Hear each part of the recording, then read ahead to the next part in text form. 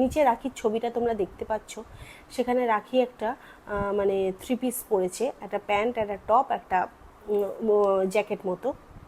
তো ওটাও প্রমোশনের জন্য মন্দারমণিতে গেছিলো কয়েকদিন আগে, সেই ঘটনাটা। সেখানে একটা গান রিলস খুব ভাইরাল হয়েছিল এই গানটা। সবাই এই গানে, যারা যারাই কন্টেন্ট ক্রিয়েটার সবাই এই গানে পারফর্ম করেছে।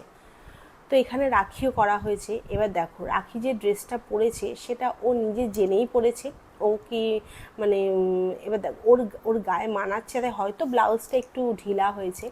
সেখানে এত লোকের এত নোংরা নোংরা কথা, স্পেশালি তার ব্রেস্ট নিয়ে কথা, মানে তোমরা কি করে পারো?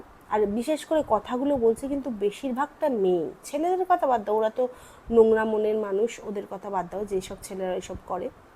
কিন্তু মেয়েরা, তোমাদেরও তো ব্রেস্ট আছে, তোমাদের নেই? কারোর বড় কারোর ছোট, এই নিয়েও মানুষ সমালোচনা করে আজকালকার দিনে। কাদের সমালোচনা করবে? আমি আগের দিন একজন ভিডিও করেছিলাম নোংরা মহিলার, ওদের নিয়ে তোমরা গালিগালাজ করো, কিচ্ছু বলবো না, কিন্তু এরা তো ভদ্র। এদেরকে প্রমোশনের জন্য বিভিন্ন ধরনের কাজ করতে হয়, তা বলে তাদের স্বামীরা কিছু বলে না। তার স্বামী সেখানে উপস্থিত ছিল। তোমরা কুরুচিকর মন্তব্য করে করে না এদের মনে বিষ তৈরি করে দাও, এদেরকে না ডিপ্রেশনে ফেলে দাও।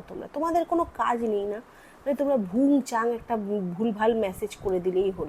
একটু নিজেদের চেঞ্জ করো ভাই, মানে মানুষের বিরুদ্ধে এত তিক্ততা এনো না, নিজেদের মনটাকে পরিষ্কার করো।